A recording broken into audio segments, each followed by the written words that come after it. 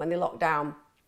And he gave me loads of free stuff the first time I was there, because obviously I was fighting to kind of keep things open for them, because hospitality has been just decimated. And yeah, he remembered, and it was brilliant. So on Saturday, they gave us loads of free food again, and then he sent me home with a bottle of Prosecco. And then apparently I did a whole Taylor Dane routine, and I had no memory of it. No, I'm not, by the way, drink responsibly, guys. Drink responsibly. But literally a whole Taylor Dane routine, and did not remember. Didn't even have a hangover, so I don't know what's going on there. But it was videoed. Just waiting whilst people join. That's why I'm talking like this. Usually my intro's going, isn't it? But yeah, still got it. That's all I'm saying. Best friend, totally failed. Totally failed. Honestly, I was like, are you ready for the routine? She's like, yeah. No, she wasn't. She was not ready for the routine. I don't even think she remembered any of the routine. I don't even think that she knew that we had a routine, but we had a routine, and it was a damn good routine. It was like Ross and Monica when they did their routine. Anyway, I just had to get that out of the way. Let me know what you've been up to. Got quite a few questions. As I said, whatever platform you're on, the easiest one to get questions in is on Facebook. Disclaimer, as we've not got our light titles tonight, we do talk about everything from sex to suicide, everything in between. So if you are of a sensitive disposition or get triggered, be aware that you have to self-care. Simple of that. Somebody's just asked how my dog is. Like, she's not going to be here for that much longer. So we're just really indulging her. She's lost a lot of weight now, and she sleeps a lot. And so she does have a memory foam massive mattress in our bedroom, but she's now been moved onto our bed where she just sleeps all night. She's very happy, and we feed her a lot. But yeah, she's 17 nearly. Thank you so much for asking. I will be heartbroken, but I'm also going to be eternally grateful. She's been with me since I had a very small infant, like 7-month-old boy and a 2-year-old boy. So she's been with me most of my life being a parent, which is an incredible blessing, isn't it? And I just take great pleasure from knowing that. But there'll be moments where I'll remember her with my sons sleeping in the basket with her, because we have this big basket, and all those times, you know, she's just been with me throughout everything. She was without me, not at all. You know, my whole life, she's come with me everywhere. And you think about, my dad isn't here anymore, and she's part of that fabric. He used to walk her every day. And even the fact that I was a single mum for a long time, and she was my support. But everybody knows those journeys come to an end. I've got to accept it. But thank you. That's why I wasn't on last week for one of the sessions. Okay. Ooh. Now that is a question. Can I just say, who's asked that question? Are they anonymous, or are they just willing? It's an Instagram one. Okay. Please, can you help with existential anxiety? Wow. I completely understand where you are. And for those of you who don't understand what existential is, imagine feeling like, and I think a lot of people are experiencing this, it's almost like a spiritual awakening, stroke agony, stroke complete lack of cogency and fear of everything all in one moment, that can be terrifying and growing. I often refer to going through what I consider an existential crisis in the last 12 months. I don't feel like I'm the same person that I was 12 months ago. And when you're going through something that feels so massive that you just feel like every part of who you are is being challenged and changed and shaped and bent, and it can be really shocking. And I completely understand the sentiments of existential crisis, because I think that many of us are living a life that's very different to how it was before. And the anxiety part of it is obviously a reaction to kind of every atom in your being feeling like it's being challenged to some degree. What you know, what you knew, what you thought you were, who you thought you are, what's the new beginning, or what you're leaving behind. And it feels like it's all crashing down in the same moment. Brené Brown, who's a fantastic orator and also was the therapist and many other things, she talks about her own existential crisis when she wrote one of her first books that got on Oprah and kind of transformed her life. And she talks about it being kind of this breakdown, but actually it was a spiritual awakening. So I guess when you think about existential anxiety, you start thinking about that which you can control, that which you can't control. And also, when you look at anxiety per se, you still are relatively going to use the same methods that you can engage that can help reduce it. So there's a few things that I've learned in my research in the past few weeks, just because I write a lot for a lot of people. And there's a really great piece of research out. 840,000 people took part in it. It wasn't a vaccine trial. Don't get me started on that. 840,000 people took part. And basically what it showed was that if you go to bed an hour earlier and you get up an hour earlier and you go and spend a little bit of time outside in that hour when you get up early, it's about a 25% reduction in anxiety and depression. It's a very, very big study. And the reason for that is to do with serotonin, obviously the happy hormone that is why people take ecstasy, for example, because it secretes a lot of it, which gives people those feelings of joy and well-being. And it also helps to regulate melatonin. Melatonin is the secretion of the hormone that happens as it gets darker, and we're meant to be kind of going to that more hibernation stage. So that's one thing that I do. I try an hour earlier to bed, an hour earlier waking up. Me and Pete are actually from tomorrow going to be getting up about 5:30 because we've decided that we need to do so much more in the hours before we get to 8:30. So it's earlier to bed, earlier to rise. Secondly, some really interesting research on bathing. I mean, not everybody can afford to have a really hot bath every night. We don't. But if you can afford to have a really hot bath every single night, and I mean really hot, the amount of heat that you can really feel, where you're not burning yourself, but you're really aware of being ultra hot. And then you have that about 2 hours before you go to bed.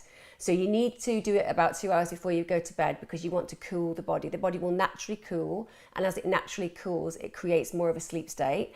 And if you read as well, that will help reduce it. And those things as well can help reduce the anxiety because, of course, the overthinking when you're having any kind of existential crisis is huge. Then meditation. Meditation is going to be a go-to because when you're going through these kind of awakenings and changes and challenges, meditation takes you on a different plane. It takes you to a different place. And apart from obviously it reduces anxiety, we've got lots of evidence to say that, it is also something to do with the spiritual thread, the connection, in my opinion. Remember, this is only ever my opinion, although some people would have people believe that I only think my opinion is the right opinion. I do introduce and invite other people's opinions equally. I do try to back up all the stuff I say with research. So I would do a lot of meditation, but also I'd be asking myself, what is this journey? What is this fear? Where is it playing out in my body? I'd do some body scan, which is mindful practice. You can look that up, body scan.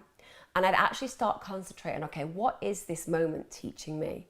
A lot of the time we're thinking about the wider, vaster issues because we're seeing things or hearing things that make us afraid, and we don't really have a lot of control over them. So right now, if there was a zombie apocalypse, whilst to us in this moment that would seem terrifying, because it would be happening and playing out in front of you, you would be reacting to it in a way accordingly to survive. You'd be using the present moment, the instinct area, and the way of managing moment to moment in that detail. But we don't do that because we're always thinking about what might happen, what might occur. And because of that, we often lack the very power that we require over now. So more, I would say, try not to be expansively thinking about things that you cannot control. You can always create levels of control over your own experience in the moment.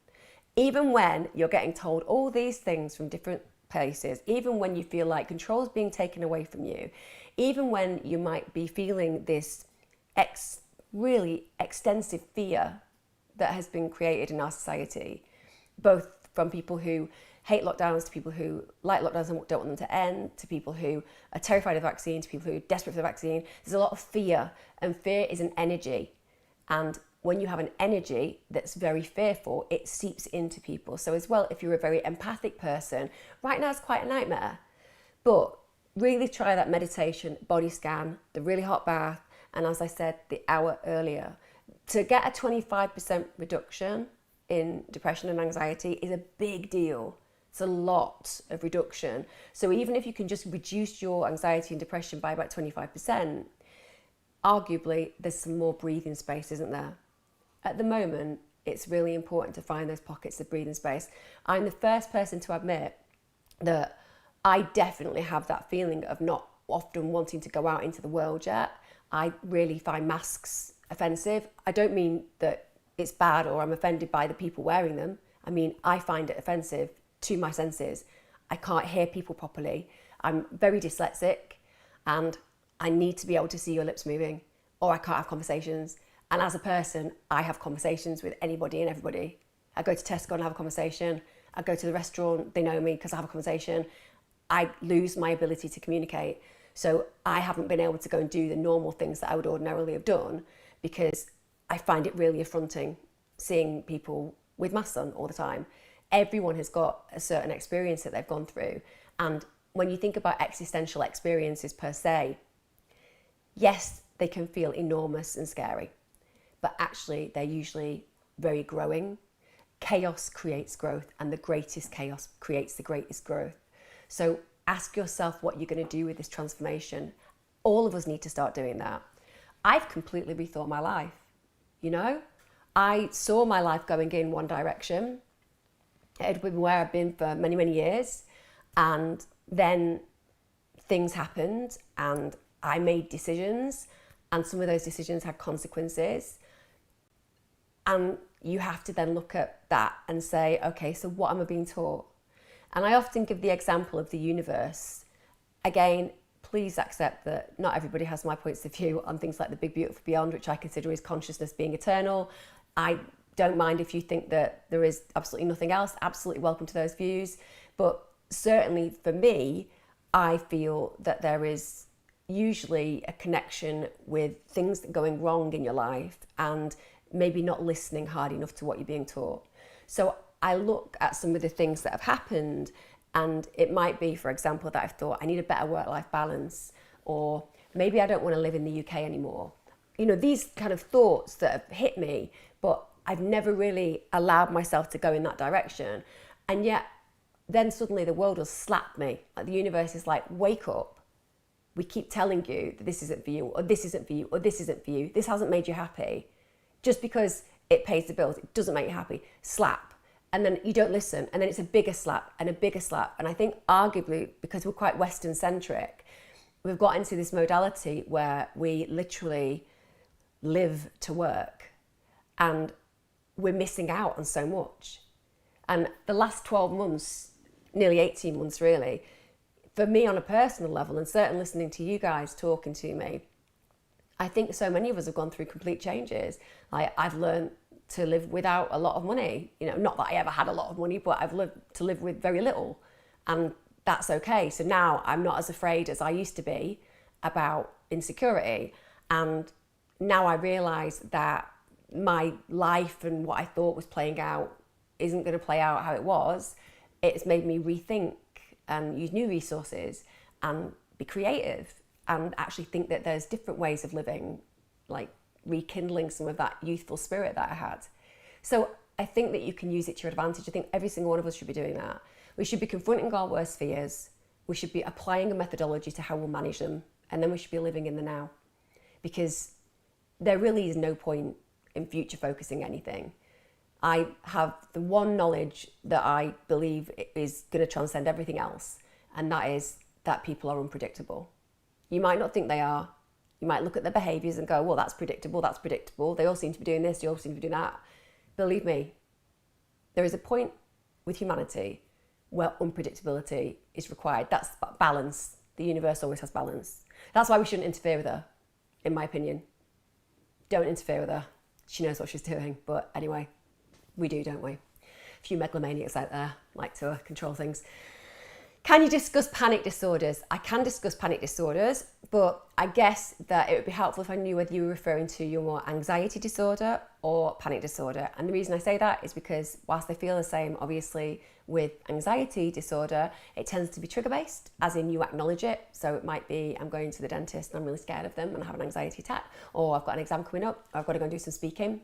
Whereas panic attacks tend to just bolt out of the blue. You're there 1 minute, and the next minute you're absolutely panicking, like how hyperventilating. So panic disorders obviously come from a high anxiety level. Part of that is hormonal.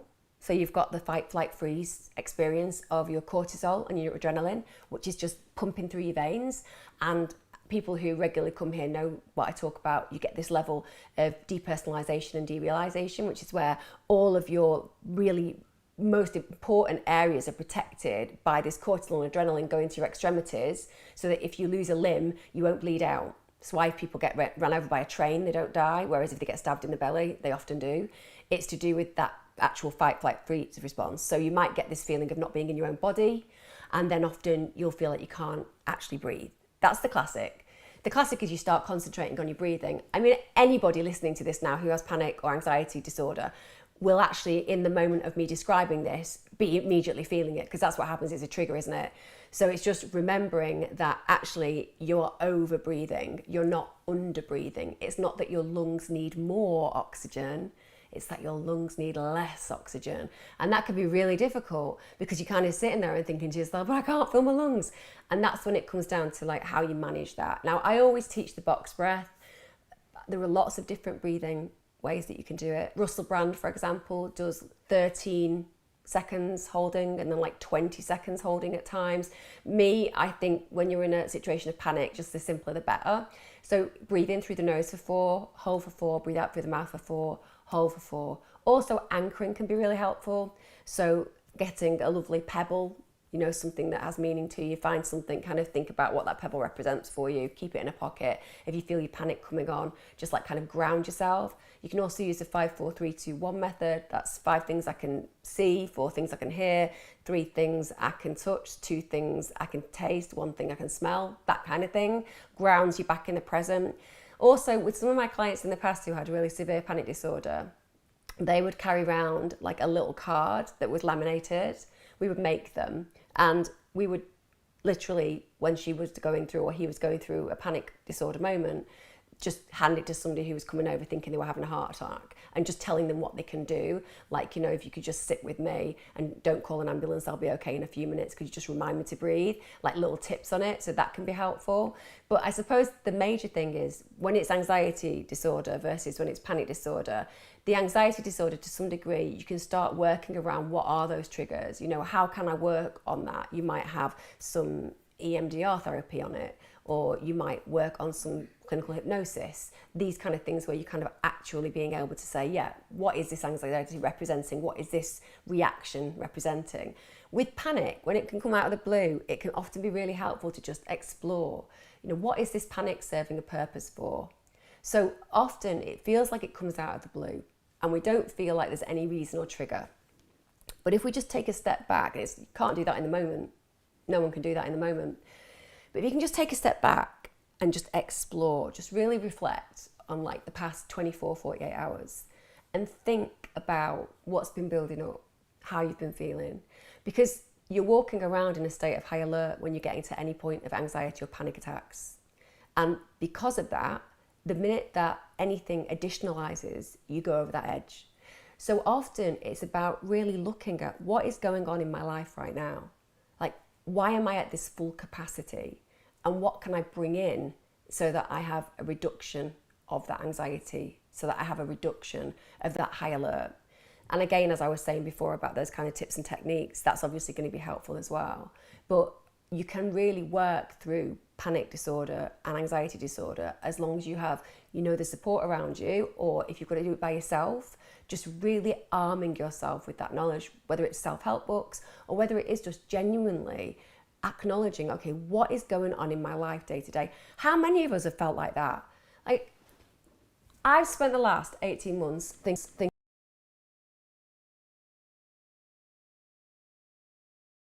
you know, and before that,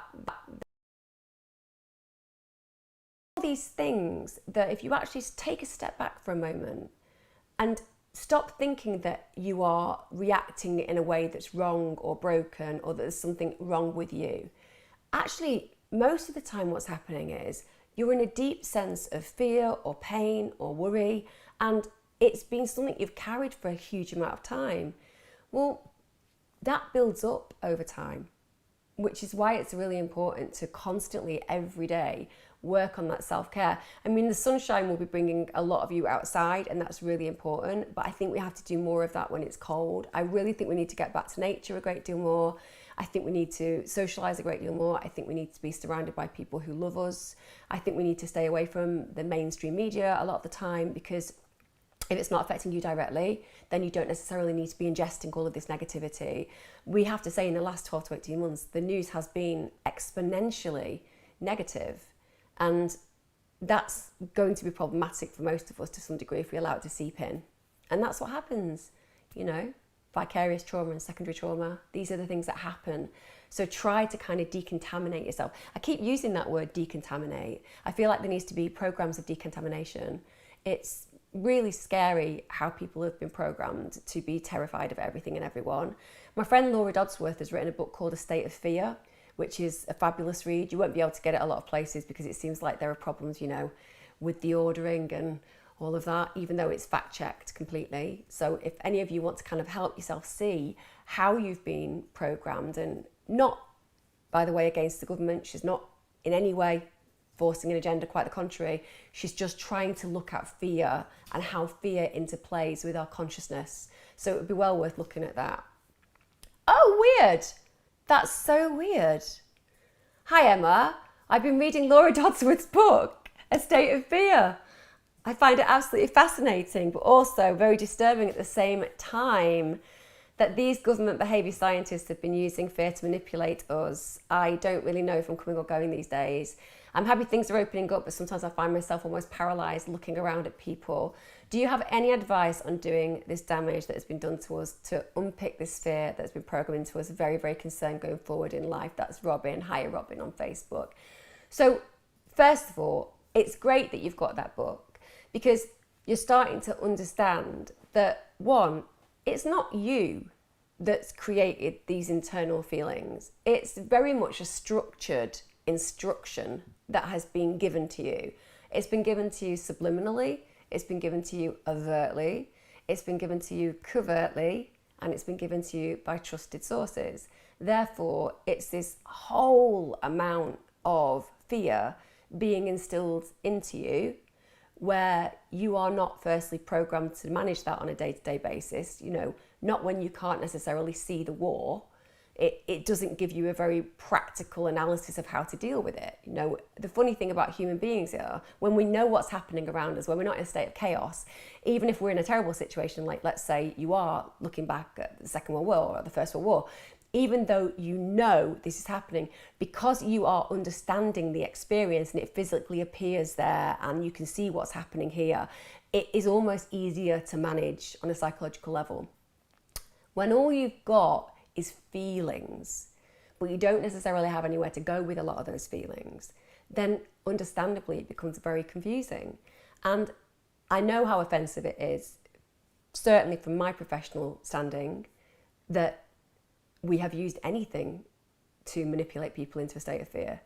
I know that doesn't get me a lot of brownie points. I know that that's one of the reasons I've been criticised, but I was brought up in my training to be compassionate and to use psychology and therapy for good. And whilst I've always appreciated that it's used for malicious purposes, it's used for torturous purposes, you know, I appreciate that. That's not how it should be.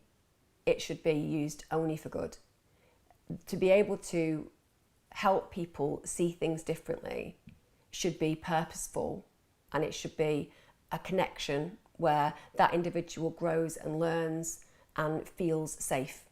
And we have done the exact opposite. I keep saying, for a year and a half, I've said, for example, with children, it is state policy that safeguarding must take place with children. They must be safe from harm, abuse and neglect. All we have done is harmed, abused and neglected them. So you're feeling a very rational feeling. How do you unpick it? You're going to have to make yourself scared.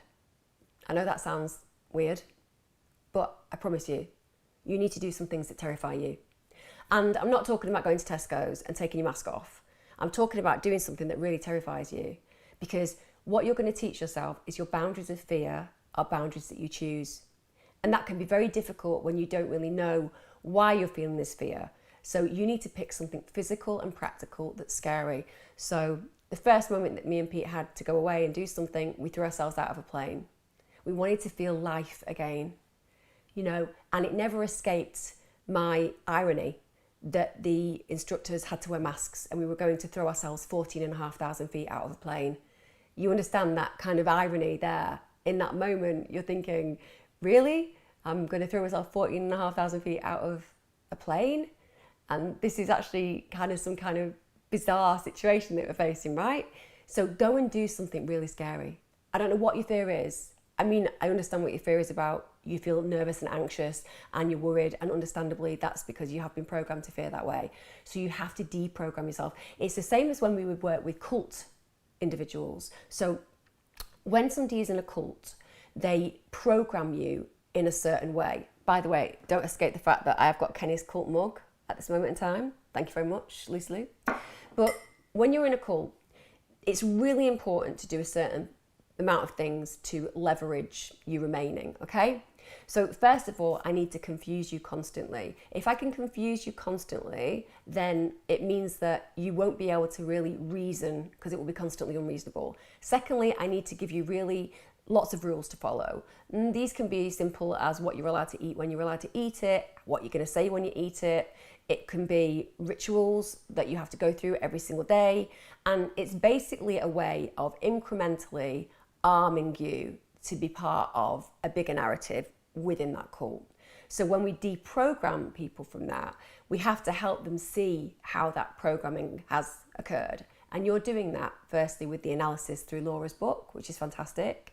And secondly, you've got to start putting yourself in positions of risk. I'm not saying go and stand in front of a busy highway. No, don't do that. I'm saying, what is it that you're terrified of in life that you've never thought you'd do? It might be heights, it might be wing walking. I want you to do something really scary. It might be offering a cute person that you've liked for a while out for a cup of coffee. It doesn't matter. Do something that scares you. Also, it's going to heal. You're going to heal. You will get normalized the more you expose yourself to it. It's like phobic work. In phobic work, it is one of those juxtapositions. You come to me with the fear of spiders. By session 3, you're going to be holding a spider. So I'm going to place you in your fear. I had a girl with a phobia of tomato ketchup. After 45 minutes, she was painting with her hands on canvas with ketchup. Because the more you confront, the more you heal. But don't feel that you are in any way broken. If anything, you've reacted in a way that was expected, right? So you could arguably say, okay, I've been manipulated and I can see that now, but that says something about me just being a pretty well-adjusted human being who basically is somebody who behaves well and tries the best and goes out of the way to be a good person. I'm using that because obviously people who haven't felt that way are still good people, but don't try to overanalyze it on a personal level. This is less about you and more about everything else. It's less about the me, it's more about the we. So be aware of that. If you continue to really struggle going forward, then get some therapy. And you're going to be on a waiting list for a long time, but that's okay. It's okay. Often, if you go to the doctors and talk about this, they'll probably put you on antidepressants. I would say that it might be really good to just practice some more spiritual stuff, to really try and connect with nature, to really just allow yourself to decompress. I always talk about on this channel collateral beauty. I believe in it. So when my dad died, I went out and sat in the garden and the birds were still singing. And nature, she's everywhere and she's reminding you constantly that when there is agony, there is beauty. It is the yin and yang. So try to do a lot of that kind of connection work. And also try to be around people who aren't constantly bringing you down. There are a lot of angry people right now. And fear is what causes a lot of anger, right? So those Karens that you see posted screaming at people, whether they're pro or anti, whatever it is, whilst they look dreadful in that moment, and of course, when you're seeing people being racist, for example, that is inexcusable. But very often, these petty things that they're screaming about, and then they're posted online, all I feel is this deep compassion for them, because that's not who they are. That's what fear does. It makes you act and operate in a way according to your survival instincts. And some of us are screamers and fighters, some of us are hiders, and some of us are just confused. But what you're feeling is normal and natural. And now it's about how you move through that. And you will move through that. But read Laura's book and then read it again and again and be like, okay, so that makes sense to me. Your brain has been programmed.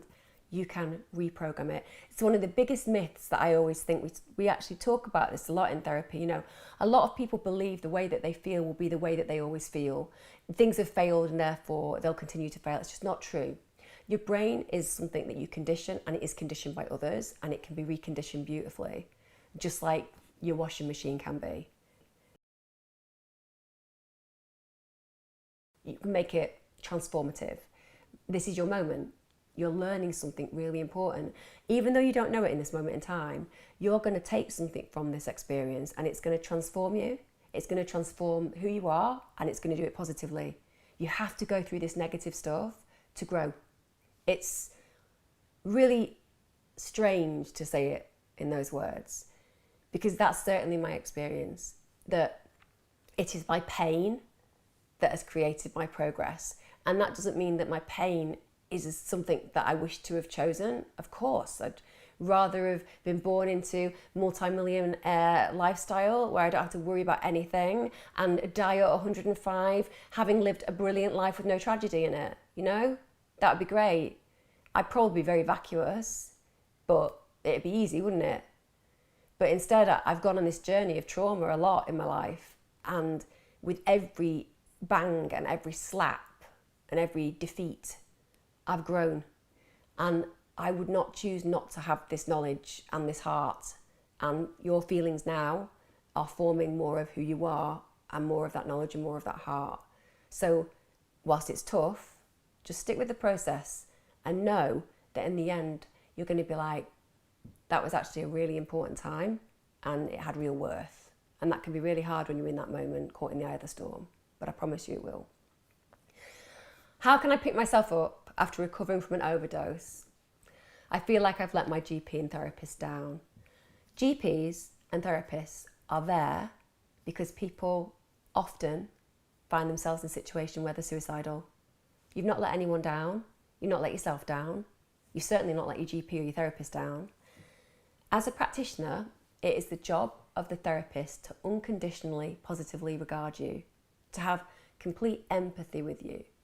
This is not somebody that person will not have experienced before. We've all experienced clients who have got to that point where in that moment or during those weeks, they felt that they have the agony of life and it becomes so unbearable that they make a decision to try to end it. I am really glad that you're still here. I'm really glad that you didn't succeed, because right now you're living in a world that doesn't feel like the world really is, and it's going to get back to normal. I'm not going to have a new normal. I'll have a better normal, but we're going to get back to it, right? One way or another. As I said, people are very unpredictable, which is why probably you were okay for a while and then you took that overdose. So now it's about going, okay, I don't need guilt. I don't need shame. You don't need any of those feelings. You got to that point because everything felt unmanageable and you just thought, this is too overwhelming for me to bear. So you made a choice, and that choice was one that is a permanent solution to a temporary set of issues. And it's not the best strategy, obviously, because it means that you're not here to experience the rest of your life. But you were grasping for something in that moment. You know, you were grasping for something to make sense to you, to have some control.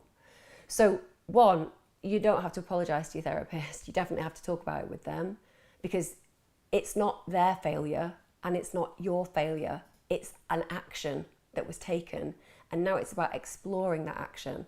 What led to it? What was going on in your world in that moment when you made that decision? What kind of strategy can you create so that if you get any of those unmanageable feelings again, you actually have a strategy, a plan. You know, you can pin it on your fridge about who to call, who to reach out to. Also, as I've always said, the big thing about suicide is kill the life, not the self. That's the rule. And I really, really connect with that. I really connect with that. At this moment in time, a lot of us have not been able to kill the life that we've been living. We haven't had options and choices. A lot of us have lost our homes. A lot of us are literally in financial ruin. So to some degree, there's a great deal more pressure. But honestly, you can still make changes that in the long term will provide you with whatever it is that you need. But you have to just change the way that certain circumstances are playing out. It might be change your relationship. It might be change your friends. It might be change your interests. It might be change your job. It might be change where you live completely. But with those changes come incremental shifts in the way that you feel. So don't feel powerless. Don't feel helpless. Don't feel hopeless. And don't feel like a failure. You go and see a GP who will completely empathically support you, and you work it through with your therapist. You didn't do it to harm them. You did it to harm you. You didn't do it to let them down. You did it because you didn't feel that you had a choice in that moment in time. But it's now about, okay, how do we manage that better next time? Because if you're going to get into that pattern where, you think, well, this is my only option, because you've not explored all these others, then arguably that's going to be a situation that you can avoid. And that's great to know. You can avoid getting to that situation. So it's now sitting down with your therapist and figuring out the variables. What are the variables? What was going on for you? And then from there, you create a position of strength. Drop the guilt and shame. It's useless. It's useless. This is why when people try to tell me that there's no bigger thing out there, that there's no greater purpose of humanity, one of the things that I try to be is as honest and authentic as I can be, because I believe that this is just a part of my journey. So therefore, I'm very conscious of always wanting to try to do my best with my fellow man, if that makes sense. And I think that very often we get stuck in these patterns where we genuinely believe that there is no other alternative, but actually there are alternatives everywhere. Like one of my friends went and lived on a vegan commune in Portugal at the very beginning of the COVID situation. She totally changed her life. Just made that decision, took kids and went. If you haven't considered doing things like that, then you haven't considered all your options. And personally, I think that pain is very much part of the process of growth, as I was saying. And it's like, what can you learn from those moments, Instead of trying to escape, because one, you have no idea what that means, because who knows? But you do know that in this experience, you have so many options to consider, to explore. And it's exciting when you start looking at it that way. And you might do something completely random with your world. But the more that you allow yourself to see possibilities, the more those desired limitations dissipate. And that's what we want to do. We want to make them those limitations just dissipate and not see them. Everything can change. You can be and have and do and live as you choose. And I think everyone needs that message at the moment. There's a lot of people telling you how you've got to be, what you've got to do. But you're all souls, in my opinion. You're all individual souls. And inescapably, that makes you unique, authentic and free, no matter who's telling you otherwise. And I think if we all start just having that consciousness a bit more and allowing ourselves to just breathe in and out of those feelings and just really allow ourselves to just sink into that sense of self and be like, this is my journey here on earth, this is it. And even in periods of pain, it's this breath of consciousness, it's this momentary fleeting experience of this life, whatever this is. And every single moment has meaning, even the really bad ones. And if you can kind of really connect with that, it makes life less scary. It makes life more purposeful, and it makes life a little bit more exciting. I think the last 12 months to 18 months, I have learned so much about me, about people I thought were my friends, about certain situations in my career, and experiencing what my real reality is versus what my perceived reality was. And that's really healthy. And of course, I would choose not to go through any of it. None of us would choose to go through this, but it's happened. And so instead of rejecting and abandoning it and being angry with it and all those things, it's like, okay, we've all had this universal experience, some very different to the others, but definitely a universal experience. What is it that we've been taught from it? And most of us have been taught a lot, and it's been painful, but it still has its place. Hi Emma, I normally cope quite well with the issues that I have, depression, anxiety. However, the intrusive thoughts, such as, I'm not going to read the intrusive thought out just because of the fact that a lot of people who have OCD who come will be triggered by the line. So you and I know what we're talking about, but I'm not going to say that just in case it gets a loop in somebody's mind. So you're saying, have you got any advice for calming or reasoning with your thoughts? Okay. ERP is a really great therapy.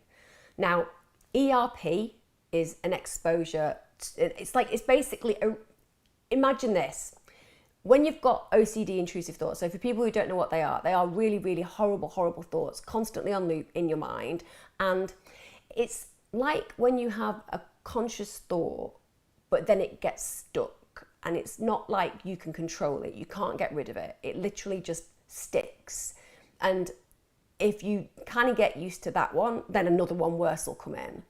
Now, what you have to do, and what's proven to be very, very effective in treating OCD, you have to accept the intrusions and continue as normal. And that can feel like really hostile when you're going through it. What do you mean? Accept the intrusions and continue as normal. The way to overcome those intrusive thoughts is to allow them to be there, to be present, to almost just say to yourself, this is just OCD talking, and then go about your absolute normal business. And that means avoiding any ritualistic behaviors. It means carrying on with your job. It means doing every single thing. Because when we do that, our brain starts to adjust. And within those neural pathways of adjustment, the OCD reduces and the intrusive fears, the intrusive thoughts disappear. And I've worked with so many people who've had OCD intrusive thoughts, and the question will always be the same. It's never going to go away. Will it ever go away? I'm always going to be like this. It gets worse. It's getting worse. These are all the same things that every single client has told me. And then one day it's, I can't believe they've gone. And it's because you've refused to accept the intrusions as a permanent state, firstly, because you carried on working through it. And secondly, because you've refused to get into the ritualistic habits. It's the same with any form of OCD. You have to do the absolute opposite of what they're telling you to do. You know, it's very painful to go through it, but it is not a permanent state. Obviously, it would be worth speaking to your GP, you know, because there are often things that they can also suggest. But for me, ERP therapy is something you could look at having, but it will come down to what I've just said. They will literally say to you, exposure response. You've got to get yourself through all the things that your brain is telling you not to do. You've got to avoid doing any of the behaviours that it might be telling you. And when it comes to the thoughts, you've just got to kind of be like, that's OCD. It's just my OCD voice. It's not real, but it's okay. And you're almost like not allowing yourself to attach power to it, because that's what those thoughts want you to do. They want you to attach power and then provoke from that power this sense that you are a horrible human being who has all these feelings that you shouldn't be having, or that you might be causing things to happen because of your thoughts. And when you start working through it the way I've just said, that really will be helpful, I promise you. Hi Emma, I'm starting a new job tomorrow and I'm really anxious. Any advice on how to calm myself down before I go? Excitement and nerves are exactly the same, just one is interpreted positively and one is interpreted negatively. So when we get excited, we often want to go for a wee, or we get a bit sweaty, or we find ourselves like a bit hyper, and when we're nervous, we feel exactly the same. It's just one of them we're seeing through optimistic spectacles and one we're seeing through negative spectacles, right? Pessimistic ones. So you need to rethink. One, you nailed it. You got a job in a really difficult time, so you should be giving yourself a pat on the back. You got the job, you nailed it, you got chosen. You got chosen. So big smile on your face there. Also, other thing about the brain, your brain can't tell the difference between a fake smile and a real smile. So it releases serotonin, whether you're actually smiling fakely or smiling authentically. So you may as well get yourself smiling. We should all be smiling more, because I genuinely promise you that research evidences that. So big smile on your face. Secondly, whatever you're going to wear, get your knockout outfit, something that makes you feel really, really good, because this is you walking into a new start, right? It's not about you making a good impression. I'm talking about, it's about owning your success. This is a start. This is something great. Then rehearse. Just rehearse a few things tonight. Just in front of the mirror, some questions you're going to ask, some conversation openers. Just think of 5 questions you can ask a member of staff about themselves, just so you can start building that rapport. And most importantly, know that it will take approximately 20 minutes from when you get into that building, whatever job you're doing, and the nurse will go. Because, like I said, when we future focus, we create fear. Whereas if right now you were just like, hey, I'm starting work tomorrow, that's something that's definite, so I may as well just accept that when I go into that particular moment in time, I might feel a little bit nervous, but actually, what's the point of thinking about that now? Because it's going to happen. So you can spend the whole time worrying about it, this thing that you've nailed, or you can be like, right, well, I'm just going to shelve that because I'm not there yet. And from doing that, you become much more mindful in the moment. So I have a 2-hour theatre tour to do, and I know that if I start thinking about that, then I'll get really anxious about my performance, for example. So I just won't think about that. I'll just put it to the back of my mind and just get on with my work and just get to that point, and I'll deal with it in the moment. And it's amazingly useful. That isn't to say for 1 minute that I don't get anxious about things. I'm certainly a complete human being. I'm just saying compartmentalizing it and dealing with it in the moment is better than overthinking it. There'll be little moments where I'll be like, oh my God, but then most of the time I can get that back in the box. So right now it's like repurpose that anxiety and put it into enthusiasm and excitement. You knock yourself out, you got the job. Dress with intent, and then rehearse a few things that you can ask your colleagues. But more than anything, just chill out tonight. Watch your box set. Do something nice for yourself. Give yourself a pat on the back and be like, this is the start of something amazing. You're going to meet new friends. You're going to create new relationships that are great. It's going to be awesome. And it's because you did it. So brilliant. Congratulations. Any advice on how to deal with a narcissistic mother? Sorry, I just have, whenever I hear, honestly, I do know on these lives that sometimes if people look back, they'll be like, oh my God, what did she say? There is these really naughty things coming to my head when I read things like that, and there's just a bit of me goes, leave her. And it's like, no, I don't mean that. But that's like the brain that just kind of goes into that humor area. We've never had a great relationship. Oh, you were raped at the age of 16. And when I told her, she told me she didn't believe me. Unbelievably common. Kicked me out of the house. And I mean that. Unbelievably common, particularly at a certain time frame, that women would tell, or girls would tell a parent about the fact that they've been raped or sexually abused, and they'd get into trouble for it, or they'd get thrown out of the house for it. It's like unbelievably common. Even today, I would say it's still relatively common when a child confesses that they're being molested and it doesn't go well for them because the other parent can't handle the truth, particularly if it's in a parent relationship.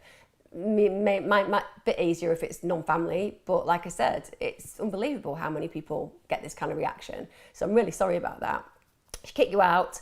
When you got divorced in the 20s, she flipped out and said, oh my God, what are people going to think of me? Typical narcissist. In my late 20s, she called me a horrible mother, that I neglect my kids and that I only think of myself. That's projection. That's her actually really reflecting on herself. I'm now in my 30s and I'm reflecting on the relationship I want to have with her moving forward. I recently told her I wanted to chat about the past in order to move forward, but in her response, she called me a liar and stated that I was such a challenge to raise. Any ideas on how to go about this? Do you want to be a constant punching bag for the rest of your life? Because right now, that's what you're doing. You either have to accept your mother as fatally flawed narcissist-wise, if she is a narcissist, and accept that and reduce your expectations significantly, or you can keep going back to her so she can slap you in the face again and again and again. You've obviously got some quite severe attachment issues because it feels like you're craving this relationship and feeling that if you can make it work, then you are a good enough daughter or that you are a good enough human. And you're looking in the wrong direction. Her reflection of you is not going to be the one that you need to see. This is not on you. This is on her. It's not your fault that you got raped. It's not your fault that your mother abandoned you horribly. It's not your fault that whenever she sees you, she gets a kick out of being nasty. That's her fault. But it's your choice to keep allowing that pattern to continue. And it's your challenge to break that pattern. I'm not saying for 1 minute that you can't have a relationship with your mum. I'm saying that if you continue to have the relationship with your mother that you're having now, which arguably isn't going to change unless you change it, then it will play out this way forever. She doesn't need to be accountable or responsible because you constantly come back. She doesn't need to change her behaviour because arguably she can treat you like shit and you'll accept it. And the reason we need to break that is because if you're allowing that person, and I use the word allowing not because of blame, but just that we're allowing and enabling that to occur, then that's a reflection that we're going to take to other pivotal relationships in our lives. You don't need her validation. You think you do. You don't need her to love you in the way that you think you need her to love you because she isn't capable of it. What you need to do is accept the limitations of the relationship. Doesn't mean you can't have it. Doesn't mean you can't see her. But you won't allow her to manipulate you, and you won't allow her to be negative around you that way. And if she calls you a liar, for example, you don't have to get into a conflict and you don't have to accept it. You can just be like, well, that's not true, but obviously that's the way that you see things. And you have to kind of create a cover for the self where you just know that it's her limitations that are the problem and not your issues. And then you can have some kind of relationship with her. But arguably she's let you down terribly, and undoubtedly you're going to be looking for affirmation and love and loyalty and connection, and mothers are meant to represent that. And that's the sad thing, that women and mothers in particular are idolized as nurturers. They're idolized as individuals who are meant to be those warm, loving people who bake cookies and constantly care for their children. And actually some are just really shitty, and it's a luck of a draw, and unfortunately you got a poor draw. That's not your fault. You weren't a bad kid. You didn't deserve any of it. It's just sometimes we get really unlucky to who we're born to. And again, that doesn't mean you can't have a relationship with her, but I'm saying you shouldn't want to have a relationship that you're having in the way you're having it now. I also think that it would really help for you to get some therapy. Schema therapy can be really helpful, particularly for things like attachment issues. I think it's a really warm therapy, really interesting as well, the way that it's done. There's lots of exercises within it. I don't mean like running on the spot, but those kind of things that make it a bit more creative, but can really help with attachment issues. And you've had a really hard time, but what you really need are relationships that reflect your worth, people who really get you as the worthwhile human that you are. And sometimes that means that we have to go and seek it in new places, like join groups and try interests and find passions. But you're in your 30s, you have such a long time to live, such a long time to move through some of this pain that you've been through. But what you don't want is to have somebody constantly picking at the scab. And your mum sounds like she's somebody who's really able to pick at that scab. She has low responsibility, low accountability, and a high level aggression to some degree. And the fact that she feels comfortable saying those things to you isn't fair. I imagine that your children adore you, and I imagine that you're a very adoring mother. And when narcissists see that kind of thing, remember, if she is a narcissist, she's more likely to like her dog than she is a human being. That's the way it goes. But it's not a reflection on you, so try to accept and acknowledge that. Hiya, any chance of some advice, please? I'm in my 40s with 2 boys. I've never had a real relationship or lived with a man. I seem to attract the wrong type of men. I spent months, years on my own with my boys, working on myself and my family, no man needed. But I want that relationship my mum and dad have and all my friends have. It seemed to either fall too quickly or not at all. I feel like I want to just go straight to the relationship part and miss out at the beginning. I know this is the fun part and getting to know each other, but it seems no one dates anymore and just wants sex, etc. Obviously, it doesn't help with COVID. How can I find the right person? I met enough of the wrong ones, married players, etc. Well, take a few things from that. First of all, clearly you are very capable of having relationships. They've failed, but you're very capable of having them. So it's not that you have a problem meeting people. It's just that, as you said, you've met people and you've been unfortunate. It happens to the best of us. A lot of us go through our lives meeting people who are bad for us for a period of time, and then we meet somebody who's wonderful, and that's how it goes. So try not to put yourself in a position where you're just looking at yourself and going, what on earth is wrong with me? I'm just this terrible person making terrible choices. Like, I have watched people whose lives have been complete car crashes, and by all reason, you would look and say they are just going to have failure after failure after failure in relationships. And then like at 18, they've met somebody and they've been with them ever since, you know, and I've watched people do that. You know, I've watched my friends who were chaotic and nightmarish, and then, you know, at 30, meet the most incredible person that they could have ever met. So life is full of those moments. So try not to get stuck on that, I can't meet somebody, because that's the self-fulfilling prophecy. What you are noting is you fall fast and hard, and that's a bit of a problem, because let's face it, lust and sex are really fun, particularly at the beginning of relationships, and it's instinctual and primal. So part of that is that you're meant to kind of have those feelings. It's about bonding, connection, and ideally babies. That's what the whole system is about, right? We are the animals that have sex for pleasure, but essentially still a big part of that is the mating experience, right? So it's completely normal to kind of want to go through that lustful thing, and who doesn't like loads of sex and adult play? It's great. But you're diving too fast and then loving the feeling. It's that love sickness, love blindness, and you almost need to create some perfect vision. So I constantly say to people, everybody can behave usually for the first 18 months of a behavior of a relationship. So you want to be waiting a long period of time before you're properly committing. You want to see how the behavior plays out. You also want to look in the right places. So I know there's loads of internet sites, but then there are sites like eHarmony, and that's one which is a lot more about clinical psychologists who've created profiles in ways that match you more accurately. And it tends to be that people are looking for very long-term relationships. So if you sign up to something like eHarmony, places where you're actually going to meet people who are in it for the long term, that can be really, really helpful. Another statistical fact is that if you ask your friends and family if they know anyone to hook you up with, because they tend to know you and know other people, it can feel a bit awkward to do that. But actually, it's really effective. Common threads often create really good relationships.